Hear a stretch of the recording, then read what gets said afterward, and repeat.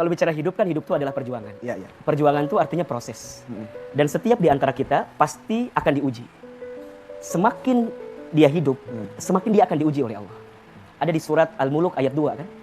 Alladzi khalaqal mauta wal hayata liyabluwakum ayyukum ahsanu amala wa huwal azizul ghafur. Dialah Allah yang menciptakan kematian dan kehidupan sebagai ujian untuk kamu sekalian. Tapi jangan pernah melihat ujiannya. Karena Allah nggak akan pernah bertanya ujiannya. Tapi yang akan Allah lihat adalah ayyukum ahsanu amala. Siapa di antara kalian yang paling hebat menyikapi setiap ujian itu? Kalau ada orang yang ikutan tes, kemudian ada soal, nggak lulus, maka jangan pernah salahkan soalnya. Tapi salahkan jawaban terhadap soal itu. Nah, saya melihat Mas Ivan ini luar biasa gitu. Tidak semua orang barangkali bisa kuat Dia mah. dengan kondisi yang pernah terjadi dalam kehidupan Mas Ivan. Kehilangan istri yang dicintainya, kemudian kehilangan sahabat karib yang bertahun-tahun bersama gitu. Maka percayalah dengan satu kalimat dalam Al-Quran yang la yukallifullahu nafsan illa usaha. Tidak akan pernah Allah memberikan beban ujian kepada manusia kecuali sesuai dengan kemampuannya. Ya. Kenapa cuma Mas Ivan yang dikasih skenario hidup seperti itu? Karena Allah tahu Mas Ivan yang mampu. Kalau Mas Gilang, Ustadz barangkali mungkin nggak akan siap. Jadi juga pemirsa yang di rumah, jangan pernah mengukur setiap persoalan hidup kita dengan orang lain. Karena setiap orang itu punya ukuran dan takaran masing-masing daripada ujiannya. Dan percayalah, ketika Mas Ivan diuji dengan kondisi itu, karena Allah tahu Mas Ivan sanggup dan siap menjalani itu semua. Umar bin Khattab pernah berkata seperti ini, aku tidak takut sesuatu hilang daripadaku, karena aku tahu selain takdirku maka tidak akan pernah menjadi milikku. Aku pun tidak gelisah dengan sesuatu yang aku miliki kemudian aku kehilangannya. Kenapa? Karena aku tahu sesuatu yang bukan jadi milikku bagaimanapun tidak akan pernah menjadi milikku.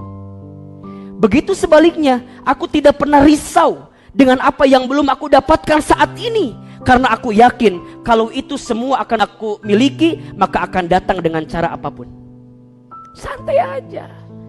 Ikhlaskan, relakan. Kalau bukan punya kita, maka akan hilang. Kalau tetap punya kita, maka akan datang ke kita. Urusan rezeki, Ustaz, dulu saya pernah kerja di sana, sekarang nggak bisa kerja di sana. Kenapa saya resign? Begini. Tenang. Kalau rezekinya buat teman-teman, nggak akan hilang dalam kehidupan teman-teman. Ustaz, aku teh sama dia teh menik kumahanya love pisan. Di dia tuh aku abis teh disimpan foto ijazahna teh. Dari TK, SD, SMP, SMA dikumpulkan ku abis teh. Terus kumaha, aduh nih hati pisan. Kamari dapat kabar dia teh mau nikah sama teman saya. Sakit. Di mana? Di dia. Lihat, teman-teman tenang. Memang begitu. Kalau bukan akan jadi milik kita, nggak akan pernah jadi milik kita kok. Terus kumaha, ikhlaskan aja, relakan saja. Pernah dengar nggak kisahnya Ummu Sulaim dengan Abu Thalhah radhiyallahu anhu? Iri dan dengki. Susah melihat orang senang, senang melihat orang susah. Kenapa ada sifat iri dan dengki? Karena di antara faktornya kita tidak mampu mensyukuri nikmat yang Allah hadirkan dalam kehidupan kita.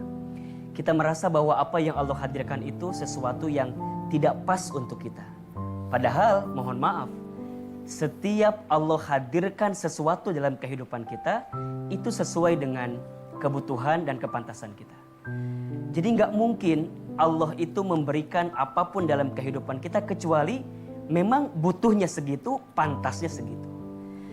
Maka orang yang senantiasa iri dengki adalah orang yang tidak memahami keadaan itu. Jangan pernah mengukur ukuran sepatu orang lain dengan ukuran kaki kita. Karena sampai kapanpun gak akan pernah bisa cukup. Ukuran kaki orang misalnya 38. Kaki kita 40, dipaksain sakit. Tapi sebaliknya ukuran orang lain 42, kita 40 dipaksain longgar. Itulah yang terjadi dengan sifat iri dan dengki. Dan kadang mohon maaf, iri dan dengki itu muncul karena ada kebencian. Dan kebencian adalah sesuatu yang sangat dibenci juga oleh Allah Subhanahu wa taala. Barang siapa yang membenci manusia, maka sebenarnya dia sedang membenci ketentuan Allah dalam kehidupannya. Maka saya teringat dengan rumus. Ada dua hal yang harus kita ingat dan ada 2 hal yang harus kita lupakan. Ustadz Hilman, 2 hal yang harus kita ingat. Kebaikan orang lain kepada kita dan keburukan kita kepada orang lain. 2 hal yang harus kita lupakan. Kebaikan kita kepada orang lain dan keburukan orang lain kepada kita. Jika itu yang dihadirkan, maka insya Allah iri dan dengki akan hilang dalam diri kita. Dan berusahalah untuk bisa menerima apapun dalam kehidupan ini dengan sesuatu yang terbaik, dengan akhlak yang terbaik. Karena puncak iman seseorang itu dilihat dari akhlaknya. Makin dia beriman, makin baik akhlaknya. Makin dia beriman, makin terpuji akhlaknya. Dan di antara akhlak yang baik adalah tidak ada iri dan dengki kepada orang lain.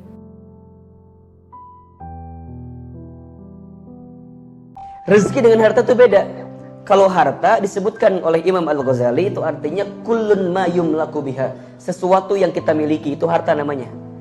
Tapi kalau rezeki kullun ma yuntafa'u biha, sesuatu yang dimanfaatkan dalam kehidupan. Kalau harta yang dimiliki, kalau rezeki yang dimanfaatkan. Banyak orang yang hari ini sibuk mencari apa yang belum dimiliki, tapi tidak pernah gelisah dengan apa yang belum dimanfaatkan. Catat buat status di Facebook Pak yang barusan. Banyak yang sibuk mencari apa yang belum dimiliki, tapi lupa belum mencari apa yang belum dimanfaatkan. Apa bedanya? Rezeki sudah tertakar, tak mungkin tertukar. Sedangkan harta makin dicari itu makin capek. Kata Ibnu Qayyim Al-Jauziyah, dunia itu seperti bayangan katanya. Seperti apa? Bayangan. Semakin engkau sibuk mencarinya, maka dia akan semakin lari daripada kejaran kita. Ini kita, bayangannya di mana? Di samping. Kita cari bayangan itu, dia pindah gak? Pindah lagi, kejar lagi, pindah atau tidak? Pindah, terus makin dikejar makin pusing.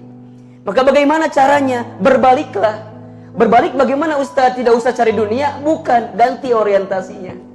Jangan cari dunia, tapi cari sesuatu yang bisa membuat engkau dekat dengan dunia, dekat dengan Allah. Orientasinya akhirat.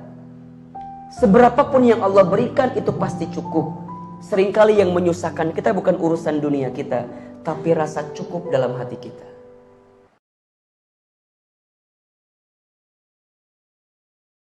Tapi satu lagi, saya masih malu bergabung dengan teman-teman hijrah itu. Saya masih malu banget.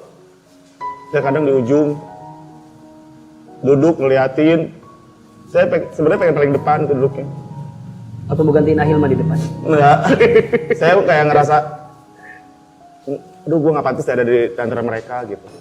Apa yang membuat Kak Bais ngerasa gak pantas? Ya aku terlalu ini banget, terlalu duniawi ya. Kak Bais, semua orang yang baik hari ini, dia pernah melakukan kesalahan di masa lalu. Maka Ahilman selalu bilang ke teman hijrah itu kan, jangan selalu melihat orang di masa lalu, karena setiap orang punya harapan dengan masa depan. Ada seorang sahabat yang kemudian menjadi khalifah namanya Umar bin Khattab. Dulu di Mekah itu ada gunung namanya Jabal Qubais. Umar itu kebiasaannya nongkrong di Jabal Qubais sambil bunuh orang. Tapi apa yang terjadi? Saat hidayah datang kepada beliau, kemudian beliau straight to the point menjadi seorang muslim yang baik. Bahkan lihat, di ujung kehidupannya dimakamkan di samping orang yang paling mulia. Siapa? Rasulullah SAW. Jadi kalau kata Ahilman, Kak Bais jangan lihat teman hijrah itu kelihatan baiknya saja. Semua orang-orang yang hari ini di teman hijrah adalah orang yang pernah punya masa lalu. Bahkan Ahilman pun yang sekarang disebut guru pembina dari teman hijrah adalah orang yang pernah punya masa lalu. Dunia Kak Bais hari ini adalah dunia Ahilman dulu. Dari panggung ke panggung, isi dari sini ke sini sama. Tapi kita mungkin belum bisa sempurna hijrahnya. Tapi setidaknya walaupun sedikit kita bisa sampaikan kepada Allah, ya Allah, saya cuman bisa segini. Maka berikan kekuatan kepada saya untuk menyempurnakan seluruhnya. Jangan meninggalkan yang sedikit karena alasan belum sempurna seluruhnya. Ingat ya, melakukan sesuatu karena ingin dilihat sama orang lain itu namanya riya.